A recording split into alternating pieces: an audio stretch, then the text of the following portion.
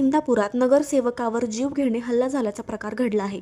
इंदापूर नगर परिषदेचे विरोधी पक्षनेते अनिल अण्णा पवार यांच्यावर आज नगर परिषद कार्यालयाबाहेर जीवघेणा हल्ला झाल्याची धक्कादायक घटना घडली. नगर परिषदेतील बैठक संपवून बाहेर येत असताना 4 अज्ञात हल्लेखोरांनी अचानक धाव घेत चॉपर आणि चाकूने हल्ला केला. या हल्ल्यात अनिल पवार यांच्या डाव्या हातावर वार झाला असून प्रसंगावधान राखल्यामुळे ते मोठ्या अनर्थातून बचावले आहेत. त्यांना वाचवण्यासाठी धावून गेलेले वसीम शेख हेही जखमी झाले आहेत. घटनेची माहिती मिळताच पोलीस तात्काळ घटनास्थळी दाखल झाले असून परिसरातील सीसीटीव्ही फुटेजची तपासणी सुरू आहे. हल्लेखोर कोण होते, हल्ल्यामागील नेमके कारण काय याचा पोलीस तपास सुरू आहे. ग्रुप आहे इंदापूरच्या जनतेला, तालुक्यातल्या जनतेला माझी विनंती आहे की मी व्यवस्थित आहे. जे काही कोणी हे केलेलं आहे त्याच्यावर प्रशासन कारवाई करेल.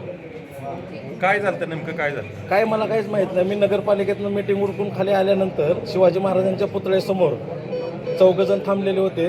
मी आमचे नगरसेवक डगे मामांच्या गाडीवर बसलो.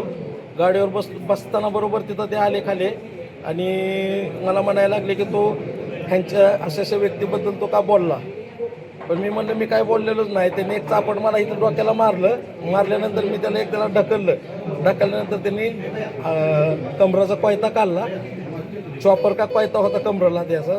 मग ते काढल्यानंतर मग मी थोडं मागं सरलो की मागच्या पोरांनी त्यांनी दोघांनी मला ताणण्याचा प्रयत्न केला आणि डोक्यात मारायचं तर मी हुकवल्यानंतर ती माझ्या दंडावर बसला वार आणि तिथून मी पळत नगरपालिकेच्या कॅबिनला गेलो. परत बाकीचे ते कुठे गेले पळून काय मला माहित नाही. किती लोक होते? 4 लोक होते.